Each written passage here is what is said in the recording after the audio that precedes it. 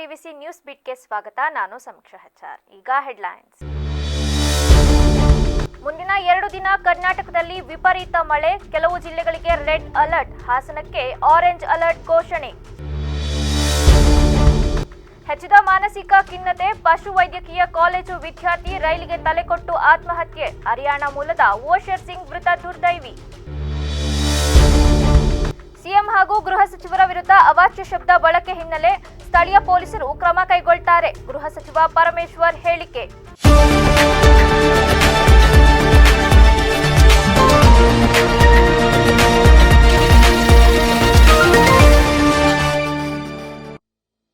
ಕರ್ನಾಟಕದಾದ್ಯಂತ ಮುಂದಿನ 2 ದಿನಗಳ ಕಾಲ ವಿಪರೀತ ಮಳೆಯಾಗಲಿದೆ ಎಂದು ಹವಾಮಾನ ಇಲಾಖೆ ಮುನ್ಸೂಚನೆ ನೀಡಿದೆ. ದಕ್ಷಿಣ ಕನ್ನಡ, ಉತ್ತರ ಕನ್ನಡ, ಉಡುಪಿ, ಬೆಳಗಾವಿ, ಚಿಕ್ಕಮಗಳೂರು, ಶಿವಮೊಗ್ಗ ಜಿಲ್ಲೆಗಳಿಗೆ ರೆಡ್ ಅಲರ್ಟ್ ಘೋಷಿಸಲಾಗಿದ್ದು, ಬೀದರ್, ಧಾರವಾಡ, ಗದಗ, ಹಾವೇರಿ, ಕಲಬುರಗಿ, ವಿಜಯಪುರ, ಹಾಸನ, ಕೊಡಗು ಜಿಲ್ಲೆಗಳಿಗೆ ಆರೆಂಜ್ ಅಲರ್ಟ್ ಘೋಷಿಸಲಾಗಿದೆ. ಇನ್ನು ಹಾಸನ ಜಿಲ್ಲೆಯಲ್ಲಿ ಮುಂದುವರಿದ ಮಳೆಯ ಅಬ್ಬರದ ಹಿನ್ನೆಲೆಯಲ್ಲಿ ಜಿಲ್ಲಾಧಿಕಾರಿ KS ಲತಾಕುಮಾರಿ ಅವರು ಶಾಲಾ ರಜೆಯ ಆದೇಶ ಹೊರಡಿಸಿದ್ದಾರೆ. ಇಂದು ಸಕಲೇಶಪುರ ಹಾಗೂ ಅರಕಲಗೂಡು ತಾಲೂಕಿನ ಎಲ್ಲ ಅಂಗನವಾಡಿ, ಪ್ರಾಥಮಿಕ ಮತ್ತು ಪ್ರೌಢಶಾಲೆಗಳಿಗೆ ರಜೆ ಘೋಷಿಸಲಾಗಿದೆ. ಅಲ್ಲದೆ ಆಲೂರು ತಾಲೂಕಿನ ಪಾಳ್ಯ ಮತ್ತು ಕೆಂಚಮನ ಹೊಸಕೋಟೆ ಹೋಬಳಿಯ ಅಂಗನವಾಡಿ, ಪ್ರಾಥಮಿಕ ಮತ್ತು ಪ್ರೌಢಶಾಲೆಗಳಿಗೆ ಮಾತ್ರ ರಜೆ ಅನ್ವಯವಾಗಲಿದೆ.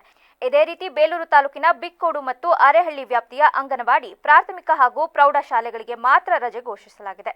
ನಿರಂತರ ಮಳೆಯಿಂದ ಜನಜೀವನ ಅಸ್ತವ್ಯಸ್ತಗೊಂಡಿರುವ ಹಿನ್ನೆಲೆಯಲ್ಲಿ ಮುನ್ನೆಚ್ಚರಿಕಾ ಕ್ರಮವಾಗಿ ಈ ನಿರ್ಧಾರ ಕೈಗೊಳ್ಳಲಾಗಿದೆ. ಧರ್ಮಸ್ಥಳ ಕೇಸ್ ವಿಚಾರ ಸದ್ಯ ರಾಜ್ಯದಲ್ಲಿ ಸಂಚಲನ ಮೂಡಿಸಿದೆ. ಸದನದಲ್ಲೂ ಗದ್ದಲ ಎಬ್ಬಿಸಿದ ಧರ್ಮಸ್ಥಳದ ರಹಸ್ಯದ ಬಗ್ಗೆ ಗೃಹ ಸಚಿವ ಪರಮೇಶ್ವರ್ ಕೂಡ ಗುಡುಗಿದ್ರು. ನಿನ್ನೆ ಪ್ರಕರಣದ ಕುರಿತು ವಿಪಕ್ಷಗಳ ಪ್ರಶ್ನೆಗೆ ಖಡಕ್ ಆಗಿಯೇ ಉತ್ತರ ನೀಡಿದ್ದಾರೆ. ಇಂದು ಅಧಿವೇಶನ ಹಿನ್ನೆಲೆ ವಿಧಾನಸೌಧಕ್ಕೆ ಬಂದ ಪರಮೇಶ್ವರ್ ಅವರು ಮಹೇಶ್ ತಿಮರೋಡಿ ಬಂಧನ ಬಗ್ಗೆ ಚರ್ಚೆ ನಡೆಸಿದ್ದಾರೆ ಎನ್ನಲಾಗ್ತಿದೆ. ಅಪಪ್ರಚಾರ ಮಾಡುವವರನ್ನ ಬಿಡಲ್ಲ ಎಂದು ಪರಮೇಶ್ವರ್ ಸದನದಲ್ಲಿ ಗುಡುಗಿದ್ರು. ಸಿಎಂ ಹಾಗೂ ಗೃಹ ಸಚಿವರ ವಿರುದ್ಧ ಅವಾಚ್ಯ ಶಬ್ದ ಬಳಕೆ ಹಿನ್ನೆಲೆ ಅವರ ಬಂಧನಕ್ಕೆ ಸೂಚನೆ ನೀಡಲಾಗಿದೆಯಾ ಎನ್ನುವ ಮಾಧ್ಯಮಗಳ ಪ್ರಶ್ನೆಗೆ ಉತ್ತರಿಸಿದ ಪರಮೇಶ್ವರ್ ಅವರು, ಆ ರೀತಿ ನಾವೇನೂ ಮಾಡಿಲ್ಲ, ಇದು ಸ್ಥಳೀಯ ಪೊಲೀಸರಿಗೆ ಬಿಟ್ಟಿರುತ್ತದೆ. ಎಲ್ಲೆಲ್ಲಿ ಇಂತಹ ಘಟನೆಗಳು ನಡೆಯುತ್ತದೆ ಅದನ್ನ ನೋಡಿ ಅವರೇ ಕ್ರಮ ಕೈಗೊಳ್ತಾರೆ ಎಂದರು. ಸಾಮಾನ್ಯವಾಗಿ ಏನು ಹೇಳಿದರೂ ಕೂಡ ಯಾರನ್ನ ಅರೆಸ್ಟ್ ಮಾಡಲು ಆಗಲ್ಲ, ಅದರ ತೀವ್ರತೆಯನ್ನ ಯೋಚನೆ ಮಾಡಬೇಕಾಗುತ್ತೆ. ನಾವೇನೂ ನಿರ್ದೇಶನ ಕೊಟ್ಟಿಲ್ಲ, ಸ್ಥಳೀಯ ಪೊಲೀಸರೇ ಕ್ರಮ ಕೈಗೊಳ್ತಾರೆ ಎಂದರು. ದ್ವೇಷ ಭಾಷಣ ಮಸೂದೆ ತರುತ್ತಿದ್ದೇವೆ, ಅದರಲ್ಲಿ ಅನೇಕ ವಿಚಾರಗಳನ್ನ ಪ್ರಸ್ತಾಪ ಮಾಡುತ್ತೇವೆ. ಫೇಕ್ ನ್ಯೂಸ್ ವಿಚಾರದಲ್ಲೂ ಅನೇಕ ವಿಚಾರ ಪ್ರಸ್ತಾಪ ಮಾಡಲಾಗುತ್ತದೆ ಎಂದರು. ಇಲ್ಲೂ ಆ ರೀತಿ ಏನಿಲ್ಲ, ಅದು ಲೋಕಲ್ ಪೊಲೀಸಿಗೆ ಬಿಟ್ಟಿರ್ತೀವಿ. ನಾವು ಎಲ್ಲೆಲ್ಲಿ ಅಂತ ಘಟನೆಗಳು ನಡೆಯುತ್ತೆ ಅದು ಬಿಯಾಂಡ್ ಎ ಪಾಯಿಂಟ್. ಅಂದ್ರೆ ಸಾಮಾನ್ಯವಾಗಿ ಯಾರೋ ಒಬ್ರು ಏನೋ ಒಂದು ಮಾತಂದ್ರು ಒಂದು ಅಷ್ಟಕ್ಕೆ ಪೊಲೀಸ್ ಕೇಸ್ ಹಾಕ್ಬಿಟ್ಟು ಅವ್ರನ್ನ ಅರೆಸ್ಟ್ ಮಾಡಕ್ ಹೋಗೋದಿಲ್ಲ. ಆದರೆ ಅದರ ವೆರಾಸಿಟೀಸ್ನ ಯೋಚನೆ ಮಾಡಬೇಕಾಗುತ್ತೆ. ಅದರಿಂದ ಅದನ್ನ ಸ್ಥಳೀಯರಿಗೆ ಬಿಟ್ಬಿಡ್ತೀವಿ, ಸ್ಥಳೀಯ ಪೊಲೀಸ್ಗೆ. ತುಂಬಾ ಡಿರಾಗೇಟರಿ ಆಗಿರೋದ್ರಿಂದ ಏನಾದರೂ ಡೈರೆಕ್ಷನ್, ಅದೇ ನಾವೇನ್ ಡೈರೆಕ್ಷನ್ ಕೊಟ್ಟಿಲ್ಲ ಅಂತದ್ದು. ಈಗ ಹೇಟ್ ಸ್ಪೀಚ್ ಬಿಲ್ಲು ಕೂಡ ತರ್ತಾ ಇದೀವಿ. ಅದರಲ್ಲಿ ಅನೇಕ ವಿಚಾರಗಳನ್ನು ಪ್ರಸ್ತಾಪ ಮಾಡಿರ್ತೀವಿ. ಫೇಕ್ ನ್ಯೂಸ್ ಅಲ್ಲಿ ಅನೇಕ ವಿಚಾರಗಳನ್ನು ಪ್ರಸ್ತಾಪ ಮಾಡಿದ್ದೀವಿ. ಹಾಸನದಲ್ಲಿ ಪಶು ವೈದ್ಯಕೀಯ ಕಾಲೇಜಿನ ವಿದ್ಯಾರ್ಥಿಯೊಬ್ಬ ರೈಲಿಗೆ ತಲೆಕೊಟ್ಟು ಆತ್ಮಹತ್ಯೆ ಮಾಡಿಕೊಂಡ ದಾರುಣ ಘಟನೆ ಡೈರಿ ಸರ್ಕಲ್ ಬಳಿ ನಡೆದಿದೆ. ಆತ್ಮಹತ್ಯೆಗೀಡಾದ ವಿದ್ಯಾರ್ಥಿನಿಯನ್ನು ಹರಿಯಾಣ ಮೂಲದ ಓಶರ್ ಸಿಂಗ್ ಎಂದು ಗುರುತಿಸಲಾಗಿದೆ. ಹಾಸನದ ಪಶು ವೈದ್ಯಕೀಯ ಕಾಲೇಜಿನಲ್ಲಿ ಮೊದಲ ವರ್ಷದ ವಿದ್ಯಾರ್ಥಿನಿಯಾಗಿದ್ದ ಆತ ಮಾನಸಿಕ ಖಿನ್ನತೆಯಿಂದ ಬಳಲುತ್ತಿದ್ದ ಎಂದು ತಿಳಿದು ಬಂದಿದೆ. ಮರಣಕ್ಕೂ ಮುನ್ನ ಸ್ನೇಹಿತನ ಜೊತೆ ಫೋನ್ನಲ್ಲಿ ಮಾತನಾಡಿದ್ದ ಓಶರ್ ಸಿಂಗ್ ನಂತರ ಹಾಸನ ನಗರದ ಡೈರಿ ಸರ್ಕಲ್ ಬಳಿ ರೈಲ್ವೆ ಹಳಿ ಮೇಲೆ ಮಲಗಿ ಆತ್ಮಹತ್ಯೆಗೆ ಶರಣಾಗಿದ್ದಾನೆ. ಘಟನೆ ಸ್ಥಳಕ್ಕೆ ರೈಲ್ವೆ ಪೊಲೀಸರು ಭೇಟಿ ನೀಡಿ ಪರಿಶೀಲನೆ ನಡೆಸಿದ್ದು ಪ್ರಕರಣದ ಬಗ್ಗೆ ತನಿಖೆ ಕೈಗೊಂಡಿದ್ದಾರೆ. ಸಹಕಾರಿ ರಂಗ ದೇಶದ ಪ್ರಗತಿಗೆ ಮೂಲಾಧಾರ. ಸಹಕಾರಿ ವ್ಯವಸ್ಥೆಯ ದೇಶವು ಆರ್ಥಿಕವಾಗಿ ಮುಂದುವರಿಯಲು ಬಹಳ ಸಹಕಾರಿಯಾಗಲಿದೆ.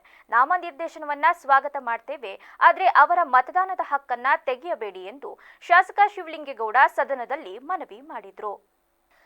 ಸದನದಲ್ಲಿ ಮಾತನಾಡಿದ ಅವರು, ನಾಮನಿರ್ದೇಶಿತ ಮತದಾರರ ಹಕ್ಕನ್ನ ತೆಗೆಯಬೇಡಿ. ಹಾಗೆಯೇ ನಬಾರ್ಡ್ನಿಂದ ಕೇಂದ್ರಕ್ಕೆ ಸಾಲ ಬರುತ್ತದೆ, ಕೇಂದ್ರದಿಂದ ಅಪೆಕ್ಸ್ ಬ್ಯಾಂಕ್ ಬರುತ್ತದೆ, ಅಪೆಕ್ಸ್ನಿಂದ ಜಿಲ್ಲಾ ಕೇಂದ್ರ ಬ್ಯಾಂಕ್ಗೆ ಬರುತ್ತದೆ, ನಂತರ ಸಹಕಾರಿ ಬ್ಯಾಂಕ್ ಬರುತ್ತದೆ. ಇಡೀ ರಾಜ್ಯದಲ್ಲಿ ರೈತರಿಗೆ ಕೇವಲ 2,000 ಕೋಟಿ ಸಾಲ ಸಿಗುತ್ತಿದೆ. ಇದು ರೈತರಿಗೆ ಕಷ್ಟವಾಗುತ್ತಿದೆ. ನಬಾರ್ಡ್ ಸಾಲ ನೀಡದಿದ್ದರೆ ರೈತರ ಶಾಪ ತಟ್ಟುತ್ತದೆ ಎಂದರು. ಸಹಕಾರಿ ರಂಗ ಬಹಳ ಚೆನ್ನಾಗಿರಬೇಕು. ಆ ದೇಶದ ಆರ್ಥಿಕ ಪರಿಸ್ಥಿತಿ ಮತ್ತು ಅದು ಆರ್ಥಿಕವಾಗಿ ಮುಂದುವರಿಯಕ್ಕೆ, ಅದಕ್ಕೋಸ್ಕರ ಈ ಬಿಲ್ ಏನು ತಂದಿದ್ದಾರೆ, ಹೋದ್ ಸಾರಿನೇ ಈ ಬಿಲ್ ಇಲ್ಲಿ ಸದನದಲ್ಲಿ ಸಬ್ಮಿಟ್ ಆಯಿತು. ಅದರಲ್ಲಿ ಕೆಲವು ಮಾಡಿಫಿಕೇಶನ್ ರಾಜ್ಯಪಾಲರು ಎಲ್ಲ ಶೇರ್ ಮಾಡಿದ್ದಾರೆ ಅಂತ. ಆದರೆ ಒಂದೇ ಒಂದು ವಿಚಾರ, ನಾಮನಿರ್ದೇಶಕರನ್ನು ಮಾಡಿದಿರಿ, ಸ್ವಾಗತ ಮಾಡ್ತೀವಿ. ನಾಮಿನೇಷನ್ ಮಾಡಿರೋದನ್ನು ಸ್ವಾಗತ ಮಾಡ್ತೀವಿ. ಆದ್ರೆ ಅವರಿಗೆ ಮತದಾನದ ಹಕ್ಕನ್ನು ತೆಗಿಬೇಡಿ. ಇಲ್ಲ ಅಂದ್ರೆ ಅವ್ರು ಸದಸ್ಯರಾಗಿ ಹೋಗೋದು ಒಂದೇ, ಸುಮ್ಮನಿರೋದು ಒಂದೇ. ಮೀಟಿಂಗಿನ ದಿವ್ಸ ಕರೀತಾರೆ, ಫುಲ್ ಊಟ ಬಿಡಿ ಬೆಂಕಿ ಪಟ್ಟಣ, ಇಷ್ಟೇ ಕೆಲಸ. ಅದು ಇನ್ನೇನು ಆಗಲ್ಲ. ಸದಸ್ಯರಿಗೆ ಊಟ ಹಾಕ್ತಾರೆ, ಮನೆಗೆ ಕಳಿಸ್ತಾರೆ. ಮತ್ತೆ ಅವ್ನಿಗೆ ಏನು ಇದು ಬತ್ತು? ಅವ್ರಿಗೋಸ್ಕರ ನಾವು ಮಾಡ್ದೋ ಅಂತ ಅಂತಕ್ಕಂಥದ್ದು ಏನಿದೆ ಅದು ಆಗಕ್ಕಲ್ಲ. ಅದರಿಂದ ದಯಮಾಡಿ ನೀವು ಆ ಮತದಾನದ ಹಕ್ಕನ್ನ ತೆಗಿಬೇಡಿ. ಒಂದು. ಇನ್ನೊಂದು, ಈ ಸಹಕಾರಿ ರಂಗ ಯಾಕಾಗಿದೆ ಅಂದ್ರೆ, ಇವತ್ತು ನಬಾರ್ಡ್ನಿಂದ ಪ್ರಧಾನಮಂತ್ರಿ ಕೇಂದ್ರಕ್ಕೆ ಸಾಲ ಬರುತ್ತೆ, ಕೇಂದ್ರದಿಂದ ಅಪೆನ್ಸ್ ಬ್ಯಾಂಕಿಗೆ ಬರುತ್ತೆ, ಅಪೆನ್ಸ್ ಬ್ಯಾಂಕಿಂದ ಜಿಲ್ಲಾ ಕೇಂದ್ರ ಬ್ಯಾಂಕಿಗೆ ಹೋಗುತ್ತೆ, ಜಿಲ್ಲಾ ಕೇಂದ್ರ ಬ್ಯಾಂಕಿನಿಂದ ಸಹಕಾರ ಸಂಘಗಳಿಗೆ ಬರುತ್ತೆ. ಇವತ್ತೇನಾಗಿದೆ, 64% ಒಂದು ದಿವಸ ಮನಮೋಹನ್ ಸಿಂಗ್ ಅವರ ಕಾಲದಲ್ಲಿ 64% ಈ ಸಹಕಾರಿ ರಂಗಕ್ಕೆ ಹಣವನ್ನು ನಬಾರ್ಡ್ನಿಂದ ತೆಗೆದುಕೊಂಡಂತದ್ರಲ್ಲಿ ಸಾಲ ಕೊಡ್ತಾ ಇದ್ರು. ಇವತ್ತೇನಾಗಿದೆ, ಅದು ಸಾಲ 34ಕ್ಕೆ ಬಂದು 32ಕ್ಕೆ ಬಂದು ಇವತ್ತು ಕೇವಲ ಇಡೀ ರಾಜ್ಯದ ರೈತರಿಗೆಲ್ಲ 5,000 ಕೋಟಿ ಕಳೆದ ಸಾರಿ ಕೊಟ್ಟರು. ಈ ಸಾರಿ 2,500 ಕೋಟಿ ಕೊಟ್ಟಿದ್ದಾರೆ. ರೈತ ಏನ್ ಮಾಡಿದಾನೆ, ಅವನಲ್ಲಿದ್ದ 2 ಎಕರೆ ಜಮೀನ ತಗೊಂಡೋಗಿ ಹಡ ಇಟ್ಬಿಟ್ಟಿದ್ದಾನೆ. ಇನ್ನೆಲ್ಲೂ ಸಾಲ ಬ್ಯಾಂಕಲ್ಲಿ ತೆಗಿಯಂಗೂ ಇಲ್ಲ ಅವನು. ಮಲೆನಾಡಿನ ನಿರಂತರ ಮಳೆಯಿಂದಾಗಿ ಹೊಸದಾಗಿ ನಿರ್ಮಾಣಗೊಂಡಿರುವ ರಾಷ್ಟ್ರೀಯ ಹೆದ್ದಾರಿ ಬಾಳುಪೇಟೆ ಸಕಲೇಶಪುರ ಮಾರ್ಗದಲ್ಲಿ ಕೆರೆಯಂತಾದ ದೃಶ್ಯ ಕಂಡುಬರುತ್ತಿದೆ. ಮಳೆಯ ನೀರು ಹೆದ್ದಾರಿಯಲ್ಲಿ ನಿಂತು ವಾಹನ ಸವಾರರು ಹಾಗೂ ಸ್ಥಳೀಯ ಪ್ರಯಾಣಿಕರು ದಿನನಿತ್ಯವಾಗಿ ತೊಂದರೆ ಅನುಭವಿಸುವಂತಾಗಿದೆ. ಮಾರ್ಗದಲ್ಲಿ ಸಂಚರಿಸುವವರು ಅಪಾಯದ ಭಾವನೆಯಲ್ಲಿ ಪ್ರಯಾಣ ನಡೆಸಬೇಕಾಗಿರುವ ಸ್ಥಿತಿ ನಿರ್ಮಾಣವಾಗಿದೆ. ನೀರು ನಿಂತಿರುವುದರಿಂದ ವಾಹನಗಳು ಜಾರಿ ಬೀಳುವ, ಅಪಘಾತ ಸಂಭವಿಸುವ ಸಾಧ್ಯತೆಗಳು ಹೆಚ್ಚಾಗಿವೆ. ಈ ಸಮಸ್ಯೆಗೆ ಕಾರಣವಾಗಿ ರಸ್ತೆ ಕಾಮಗಾರಿಯ ನಿರ್ಲಕ್ಷ್ಯವನ್ನೇ ಸಾರ್ವಜನಿಕರು ಚುಚ್ಚಿ ತೋರಿಸುತ್ತಿದ್ದಾರೆ. ಇಂಜಿನಿಯರ್ಗಳು ಹಾಗೂ ಕಾಮಗಾರಿ ನಡೆಸಿದ ಕಾಂಟ್ರಾಕ್ಟರ್ ವಿರುದ್ಧ ಅಸಮಾಧಾನ ವ್ಯಕ್ತವಾಗಿದೆ. ಜನಪ್ರತಿನಿಧಿಗಳು ಕೂಡಲೇ ಗಮನಹರಿಸಿ ಸೂಕ್ತ ಕ್ರಮ ಕೈಗೊಳ್ಳಬೇಕು ಎಂದು ಸ್ಥಳೀಯರು ಆಗ್ರಹಿಸುತ್ತಿದ್ದಾರೆ. ಸಾಮಾಜಿಕ ಹೋರಾಟಗಾರ ಹಾಗೂ ಕೆಪಿಸಿಸಿ ಸದಸ್ಯ ಯಡೇಹಳ್ಳಿ ಆರ್ ಮಂಜುನಾಥ್ ಅವರು ಈ ಕುರಿತು ತಮ್ಮ ದುಃಖವನ್ನ ಹಂಚಿಕೊಂಡು ರಸ್ತೆಯ ದುರಸ್ತಿಗೆ ತಕ್ಷಣ ಕ್ರಮ ಕೈಗೊಳ್ಳಬೇಕು. ಪ್ರತಿದಿನ ಅಪಘಾತಗಳು ನಡೆಯುತ್ತಿದ್ದು ಸಾರ್ವಜನಿಕರ ಜೀವಕ್ಕೆ ಅಪಾಯವಾಗುತ್ತಿದೆ ಎಂದು ತಮ್ಮ ಅಸಮಾಧಾನ ವ್ಯಕ್ತಪಡಿಸಿದರು.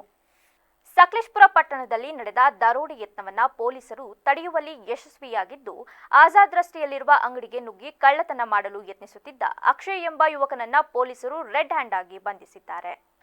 ಟೋಲ್ಗೇಟ್ ಬಳಿಯಲ್ಲಿ ವಾಸಿಸುತ್ತಿದ್ದ ಆರೋಪಿ ರಾತ್ರಿ ವೇಳೆ ಅಂಗಡಿಗಳ ಬಾಗಿಲು ಒಡೆದು ಕಳ್ಳತನ ಮಾಡುತ್ತಿದ್ದಾನೆಂದು ತಿಳಿದು ಬಂದಿದೆ. ಘಟನಾ ರಾತ್ರಿ ಎಎಸ್ಐ ಬಶೀರ್ ಮತ್ತು ಕಾನ್ಸ್ಟೇಬಲ್ ಹನುಮಂತು ಅಂಗಡಿಯ ಬಾಗಿಲು ಅರ್ಧ ತೆಗೆದಿರುವುದನ್ನು ಗಮನಿಸಿ ಪರಿಶೀಲನೆ ನಡೆಸಿದ್ರು. ಶಟರ್ ಮೇಲೆತ್ತುತ್ತಿದ್ದಂತೆ ಕಳ್ಳ ಅಂಗಡಿಯೊಳಗೆ ಸಿಕ್ಕಿಬಿದ್ದನು.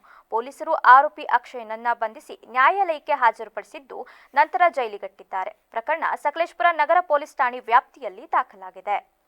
ಕಳಸ ತಾಲೂಕಿನ ಬಸ್ತಿಗದ್ದೆ ಗ್ರಾಮದಲ್ಲಿ ಇತ್ತೀಚೆಗೆ ಡೆತ್ ನೋಟ್ ಬರೆದಿಟ್ಟು ಆಟೋ ಚಾಲಕ ಆತ್ಮಹತ್ಯೆ ಮಾಡಿಕೊಂಡಿದ್ದ ಪ್ರಕರಣಕ್ಕೆ ಸಂಬಂಧಿಸಿದಂತೆ ಕುದುರೆಮುಖ ಪೊಲೀಸ್ ಠಾಣೆಯ ಕಾನ್ಸ್ಟೇಬಲ್ ಒಬ್ಬನನ್ನ ಪೊಲೀಸರು ಬಂಧಿಸಿದ್ದಾರೆ.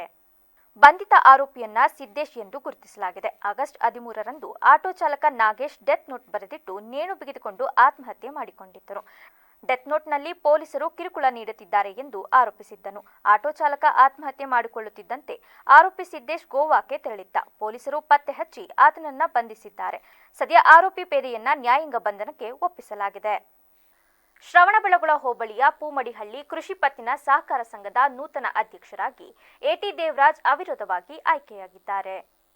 ಈ ಹಿಂದಿನ ಅಧ್ಯಕ್ಷರಾಗಿದ್ದ ಪ್ರಸನ್ನ ಕುಮಾರ್ ಅವರ ರಾಜೀನಾಮೆಯಿಂದ ತೆರವಾಗಿದ್ದ ಅಧ್ಯಕ್ಷ ಸ್ಥಾನಕ್ಕೆ ಸೋಮವಾರ ಚುನಾವಣೆ ಪ್ರಕ್ರಿಯೆ ನಡೆಯಿತು. ಎಟಿ ದೇವರಾಜ್ ಹೊರತುಪಡಿಸಿ ಮತ್ಯಾರು ನಾಮಪತ್ರ ಸಲ್ಲಿಸಿದ ಹಿನ್ನೆಲೆಯಲ್ಲಿ ಅವರನ್ನ ಅವಿರೋಧವಾಗಿ ಅಧ್ಯಕ್ಷರನ್ನಾಗಿ ಘೋಷಣೆ ಮಾಡಲಾಯಿತು. ನಂತರ ನೂತನ ಅಧ್ಯಕ್ಷ ಎಟಿ ದೇವರಾಜ್ ಮಾತನಾಡಿ, ಹಾಸನ ಜಿಲ್ಲಾ ಸಹಕಾರ ಬ್ಯಾಂಕ್ನ ನಿರ್ದೇಶಕರಾದ ಶಾಸಕ ಸಿಎನ್ ಬಾಲಕೃಷ್ಣರವರ ಸಹಕಾರ ಮತ್ತು ಮಾರ್ಗದರ್ಶನದೊಂದಿಗೆ ನಮ್ಮ ಸಂಘ ಈಗಾಗಲೇ 1600 ರೈತರಿಗೆ ಬೆಳೆ ಸಾಲ, ಸ್ವಸಹಾಯ ಸಂಘಗಳ ಮೂಲಕ ಮಹಿಳೆಯರಿಗೆ ಗುಂಪು ಸಾಲ, ವಾಹನ ಮತ್ತು ವ್ಯಾಪಾರ ಸಾಲ, ಪಿಗ್ನಿ ಸಾಲ ಸೇರಿದಂತೆ ಅಂದಾಜು 17 ಕೋಟಿ ವ್ಯವಹಾರ ವಹಿವಾಟು ನಡೆಸುತ್ತಿದ್ದು, ಮುಂದೆಯೂ ರೈತರಿಗೆ ಸಮರ್ಪಕವಾಗಿ ರಸಗೊಬ್ಬರ ವಿತರಣೆ, ಪಹಣಿ ವಿತರಣೆ ಹಾಗೂ ಹೆಚ್ಚುವರಿ ಸಾಲ ಸೌಲಭ್ಯ ಸೇರಿದಂತೆ ರೈತರ ಪರವಾಗಿ ಉತ್ತಮ ಕೆಲಸ ಮಾಡಲಾಗುವುದು ಎಂದು ಭರವಸೆ ನೀಡಿದರು. ನಮ್ಮ ಸೊಸೈಟಿ ಇನ್ನು ಮುಂದೆ ಇನ್ನೂ ಹಲವಾರು ಕೆಲಸ ಮಾಡ್ತೀವಿ. ಮತ್ತು ರೈತರ ಪರವಾಗಿ ನಾವು ಕಾಳಜಿ ವಹಿಸಿ ರಸಗೊಬ್ಬರ ವಿತರಣೆ ಆಗ್ಬೋದು ಸಮರ್ಪಕವಾಗಿ, ಆಮೇಲೆ ಸಮರ್ಪಕ RTC ಮತ್ತು ಇನ್ನೂ ಹಲವಾರು ಕಾರ್ಯಕ್ರಮಗಳನ್ನ ಸಮರ್ಪಕವಾಗಿ ನಿಭಾಯಿಸ್ತೀನಿ ಅಂತ ಹೇಳ್ತಾ, ಈ ಒಂದು ಇದಕ್ಕೆ ನನ್ನ ಅಧ್ಯಕ್ಷರಾಗಿ ಆಯ್ಕೆ ಮಾಡಿರ್ತಕ್ಕಂಥ ನಮ್ಮ ಎಲ್ಲ ಮಹಾನ್ ಗಣ್ಯರಿಗೆಲ್ಲ ನಮಸ್ಕರಿಸ್ತಾ, ರೈತರ ನಮ್ಮ ಷೇರುದಾರರು ಎಲ್ಲರಿಗೂ ಇವತ್ತು ನಾನು ನೂತನವಾಗಿ 2ನೇ ಬಾರಿ ಅಧ್ಯಕ್ಷರಾಗಿ ಆಯ್ಕೆಯಾಗಿದ್ದೀನಿ. ನಮ್ಮ ನೆಚ್ಚಿನ ಜನಪ್ರಿಯ ನಾಯಕರಾದಂಥ ಶ್ರೀಮಾನ್ CN ಬಾಲಕೃಷ್ಣರವರ ಮಾರ್ಗದರ್ಶನದಂತೆ ಇವತ್ತು ನಾನು ಅಧ್ಯಕ್ಷರಾಗಿ 2ನೇ ಬಾರಿ ಆಯ್ಕೆಯಾಗಿದ್ದೀನಿ. ಮತ್ತು ಇದಕ್ಕೆಲ್ಲ ಸಹಕಾರ ಕೊಟ್ಟಂತಹ ನಮ್ಮ ನಿರ್ದೇಶಕರುಗಳು ಮತ್ತು ಸ್ಥಳೀಯ ಪಕ್ಷದ ಮುಖಂಡರುಗಳು, ಪರಂ ಕೃಷ್ಣೇಗೌಡರು, ಪರಂ ದೇವರಾಜೇಗೌಡರು, PK ಮಂಜೇಗೌಡರು, ಬೋರೇಗೌಡರು, ಮತ್ತು ರಂಗೇಗೌಡರು, ಬಸವರಾಜು, DN ಬಸವರಾಜು ಅವರು, ಇನ್ನು ಅನೇಕ ಮುಖಂಡರುಗಳೆಲ್ಲ ಬಂದು ಈ ಸಂದರ್ಭದಲ್ಲಿ ತಾಲೂಕು JDS ಅಧ್ಯಕ್ಷ ಪರಮ ದೇವರಾಜೇಗೌಡ, TAPCMC ಮಾಜಿ ಅಧ್ಯಕ್ಷ ಕೃಷ್ಣೇಗೌಡ, ತಾಲೂಕು ಪಂಚಾಯಿತಿ ಮಾಜಿ ಸದಸ್ಯ PK ಮಂಜೇಗೌಡ ಸೇರಿದಂತೆ ಇತರರು ಉಪಸ್ಥಿತರಿದ್ದರು. ಕಾವೇರಿ ಜಲಾನಯನ ಪ್ರದೇಶದಲ್ಲಿ ಭಾರಿ ಮಳೆ ಬೀರುತ್ತಿರುವ ಕಾರಣ ಕೃಷ್ಣಸಾಗರ ಜಲಾಶಯದಿಂದ 91,000 ಕ್ಯೂಸೆಕ್ ನೀರನ್ನ ನದಿಗೆ ಬಿಡಲಾಗುತ್ತಿದೆ. ಮತ್ತೆ ಮಳೆ ಜಾಸ್ತಿಯಾದ್ರೆ 1 ಲಕ್ಷಕ್ಕೂ ಹೆಚ್ಚು ಕ್ಯೂಸೆಕ್ ನೀರು ಹೊರಬಿಡುವ ಸಾಧ್ಯತೆ ಇದೆ. 124.80 ಅಡಿ ಎತ್ತರದ ಜಲಾಶಯಕ್ಕೆ ಸದ್ಯ 70,000 ಕ್ಯೂಸೆಕ್ ನೀರು ಒಳಹರಿವಿದೆ. ಭಾರಿ ಪ್ರಮಾಣದಲ್ಲಿ ನೀರು ಹೊರಬಿಡಲಾಗುತ್ತಿರುವ ಕಾರಣ ಜಲಾಶಯದ ಕೆಳಭಾಗದಲ್ಲಿರುವ ಜನರು ನದಿಗೆ ಇಳಿಯದಂತೆ ಎಚ್ಚರಿಕೆ ನೀಡಲಾಗಿದ್ದು, ಶ್ರೀರಂಗಪಟ್ಟಣದಲ್ಲಿರುವ 221 ವರ್ಷ ಹಳೆಯದಾದ ಬ್ರಿಟಿಷರ ಕಾಲದ ವೆಲ್ಲೆಸ್ಲಿ ಸೇತುವೆ ಯಾವುದೇ ಕ್ಷಣದಲ್ಲಿ ಮುಳುಗಡೆಯಾಗುವ ಸಾಧ್ಯತೆ ಇದೆ. ಸದ್ಯ ಭಾರಿ ಪ್ರಮಾಣ ನೀರು ಬಿಟ್ಟಿರುವ ಕಾರಣ ಸೇತುವೆ ಮೇಲೆ ಸಂಚಾರಕ್ಕೆ ನಿರ್ಬಂಧ ಹೇರಲಾಗಿದೆ. ಈ ಹಿಂದೆ ಈ ಸೇತುವೆ ಮೈಸೂರು ಬೆಂಗಳೂರು ರಸ್ತೆಗೆ ಸಂಪರ್ಕ ಕಲ್ಪಿಸುತ್ತಿತ್ತು. ಕರ್ನಾಟಕದಲ್ಲಿ ಕಳೆದ 5 ವರ್ಷಗಳಲ್ಲಿ 75 ಹುಲಿಗಳು ಮೃತಪಟ್ಟಿದೆ ಎಂದು ವರದಿಯಾಗಿದೆ. ಇದರಲ್ಲಿ 68 ಹುಲಿಗಳು ನೈಸರ್ಗಿಕ ಕಾರಣಗಳಿಂದ ಮತ್ತು 13 ಹುಲಿಗಳು ಅನೈಸರ್ಗಿಕ ಕಾರಣಗಳಿಂದ ಸಾವನ್ನಪ್ಪಿವೆ. ನಾಗರಹೊಳೆ ಮತ್ತು ಬಂಡೀಪುರ ಹುಲಿ ಸಂರಕ್ಷಣಾ ಕೇಂದ್ರಗಳಲ್ಲಿ ಹೆಚ್ಚು ಹುಲಿಗಳು ಮೃತಪಟ್ಟಿದೆ ಎಂದು ವರದಿಯಾಗಿದೆ. ಕರ್ನಾಟಕದ 2 ಪ್ರಸಿದ್ಧ ಹುಲಿ ಸಂರಕ್ಷಿತ ಪ್ರದೇಶಗಳಾದ ನಾಗರಹೊಳೆಯಲ್ಲಿ 26 ಮತ್ತು ಬಂಡೀಪುರದಲ್ಲಿ 27 ಹುಲಿಗಳು ಮೃತಪಟ್ಟಿವೆ. ಈ 5 ವರ್ಷದ ಅವಧಿಯಲ್ಲಿ ರಾಜ್ಯದಲ್ಲಿ ವರದಿಯಾದ ಎಲ್ಲ ಹುಲಿಗಳ ಸಾವಿನಲ್ಲಿ ಸುಮಾರು 3ರಿಂದ 2 ಭಾಗದಷ್ಟು ಹುಲಿಗಳು ಈ ಸಂರಕ್ಷಿತ ಪ್ರದೇಶದಲ್ಲಿ ಮೃತಪಟ್ಟಿದೆ ಎಂದು ಖಾಸಗಿ ಸುದ್ದಿ ಸಂಸ್ಥೆ ಹಿಂದೂಸ್ತಾನ ಟೈಮ್ಸ್ ವರದಿ ಮಾಡಿದೆ. ಬಿಳಿಗಿರಿ ರಂಗನಾಥ ದೇವಾಲಯ ಹುಲಿ ಸಂರಕ್ಷಣಾ ಪ್ರದೇಶ ಮತ್ತು ಮಲೆಮಹದೇಶ್ವರ ಬೆಟ್ಟದಂತಹ ಸಂರಕ್ಷಿತ ಪ್ರದೇಶದಲ್ಲಿ ಕ್ರಮವಾಗಿ 8 ಮತ್ತು 5 ಹುಲಿಗಳು ಸಾವನ್ನಪ್ಪುತ್ತಿದೆ. ಈ ಸಂಬಂಧ ಅರಣ್ಯ ಇಲಾಖೆ ಸಚಿವ ಈಶ್ವರ್ ಖಂಡ್ರೆ ಮಾತನಾಡಿ 76ರಲ್ಲಿ 68 ಹುಲಿಗಳು ನೈಸರ್ಗಿಕವಾಗಿ ಮೃತಪಟ್ಟಿವೆ. ಆದರೆ ವಯೋಸಹಜ ಕಾಯಿಲೆ, ಹುಲಿಗಳ ನಡುವಿನ ಸಂಘರ್ಷ ಮತ್ತು ರೋಗಗಳಿಗೆ ತುತ್ತಾಗಿ ಮೃತಪಟ್ಟಿದೆ ಎಂದು ಹೇಳಿದರು. ಇನ್ನುಳಿದ 13 ಹುಲಿಗಳು ಅಸಹಜವಾಗಿ ಮೃತಪಟ್ಟಿದ್ದು ಅರಣ್ಯ ಇಲಾಖೆಯ ಆತಂಕಕ್ಕೆ ಕಾರಣವಾಗಿದೆ. ಭಾರತೀಯ ಹವಾಮಾನ ಇಲಾಖೆ ಕರ್ನಾಟಕ ರಾಜ್ಯ ನೈಸರ್ಗಿಕ ವಿಕೋಪ ಉಸ್ತುವಾರಿ ಕೇಂದ್ರ ಬೆಂಗಳೂರವರ ಮುನ್ಸೂಚನೆಯಂತೆ ಉತ್ತರ ಕನ್ನಡ ಜಿಲ್ಲೆಯ ಕರಾವಳಿ ತಾಲೂಕುಗಳಲ್ಲಿ ಆಗಸ್ಟ್ 20 ಬೆಳಗ್ಗೆ 8:30 ಗಂಟೆವರೆಗೆ ರೆಡ್ ಅಲರ್ಟ್ ಘೋಷಿಸಲಾಗಿರುತ್ತದೆ. ಲಿಂಗಮಕ್ಕಿ ಜಲಾಶಯಕ್ಕೆ ಭಾರಿ ಪ್ರಮಾಣದಲ್ಲಿ ನೀರು ಹರಿದು ಬರುತ್ತಿದ್ದು, ಲಿಂಗಮಕ್ಕಿ ಜಲಾಶಯದ ನೀರಿನ ಮಟ್ಟವು ಗಣನೀಯವಾಗಿ ಏರುತ್ತಿರುತ್ತದೆ. ಜಲಾಶಯದ ಗರಿಷ್ಠ ಮಟ್ಟವು 1819 ಅಡಿಗಳಾಗಿದ್ದು, ಆಗಸ್ಟ್ 18ರಂದು ಮಧ್ಯಾಹ್ನ 1 ಗಂಟೆಗೆ ಜಲಾಶಯದ ನೀರಿನ ಮಟ್ಟವು 1815.5 ಅಡಿಗಳಿಗೆ ತಲುಪಿರುತ್ತದೆ. ಈ ದಿನ ಲಿಂಗಮಕ್ಕಿ ಜಲಾಶಯದ ಒಳಹರಿವು ಸುಮಾರು 59,891 ಕ್ಯೂಸೆಕ್ಗಳಿಗಿಂತಲೂ ಅಧಿಕವಾಗಿದ್ದು, ಇದೇ ರೀತಿಯಲ್ಲಿ ಜಲಾಶಯಕ್ಕೆ ಹರಿದು ಬರುವ ನೀರಿನ ಪ್ರಮಾಣವು ಮುಂದುವರೆದ ಪಕ್ಷದಲ್ಲಿ ಜಲಾಶಯವು ಶೀಘ್ರದಲ್ಲೇ ಗರಿಷ್ಠ ಮಟ್ಟವನ್ನು ತಲುಪುವ ಸಾಧ್ಯತೆ ಇರುತ್ತದೆ. ಅದರಂತೆ ಅಣೆಕಟ್ಟೆಯ ಸುರಕ್ಷತೆ ದೃಷ್ಟಿಯಿಂದ ಹೆಚ್ಚುವರಿ ನೀರನ್ನು ಜಲಾಶಯದಿಂದ ಆಗಸ್ಟ್ 19ರಂದು ಬೆಳಗ್ಗೆ 10 ಗಂಟೆಯಿಂದ ಹೊರಬಿಡಲಾಗುವುದೆಂದು ಜಲಾಶಯದ ಕಾರ್ಯನಿರ್ವಹಣಾ ಅಭಿಯಂತರರು ಕೆಪಿಸಿಸಿ ಲಿಂಗಮಕ್ಕಿರವರು ಆಗಸ್ಟ್ 18ರಂದು ತಿಳಿಸಿದ್ದು, ಸಾರ್ವಜನಿಕರು ಈ ಸೂಚನೆಯನ್ನ ಪಾಲಿಸುವಂತೆ ಜಿಲ್ಲಾಧಿಕಾರಿ ಲಕ್ಷ್ಮೀಪ್ರಿಯಾ ಕೆ ತಿಳಿಸಿದ್ದಾರೆ. ಈಗ ಮತ್ತೊಮ್ಮೆ ಹೆಡ್ಲೈನ್ಸ್. ಮುಂದಿನ 2 ದಿನ ಕರ್ನಾಟಕದಲ್ಲಿ ವಿಪರೀತ ಮಳೆ, ಕೆಲವು ಜಿಲ್ಲೆಗಳಿಗೆ ರೆಡ್ ಅಲರ್ಟ್, ಹಾಸನಕ್ಕೆ ಆರೆಂಜ್ ಅಲರ್ಟ್ ಘೋಷಣೆ. ಹೆಚ್ಚಿದ ಮಾನಸಿಕ ಖಿನ್ನತೆ, ಪಶು ವೈದ್ಯಕೀಯ ಕಾಲೇಜು ವಿದ್ಯಾರ್ಥಿ ರೈಲಿಗೆ ತಲೆಕೊಟ್ಟು ಆತ್ಮಹತ್ಯೆ, ಹರಿಯಾಣ ಮೂಲದ ಓಶರ್ ಸಿಂಗ್ ಮೃತ ದುರ್ದೈವಿ. ಸಿಎಂ ಹಾಗೂ ಗೃಹ ಸಚಿವರ ವಿರುದ್ಧ ಅವಾಚ್ಯ ಶಬ್ದ ಬಳಕೆ ಹಿನ್ನೆಲೆ ಸ್ಥಳೀಯ ಪೊಲೀಸರು ಕ್ರಮ ಕೈಗೊಳ್ಳುತ್ತಾರೆ, ಗೃಹ ಸಚಿವ ಪರಮೇಶ್ವರ್ ಹೇಳಿಕೆ.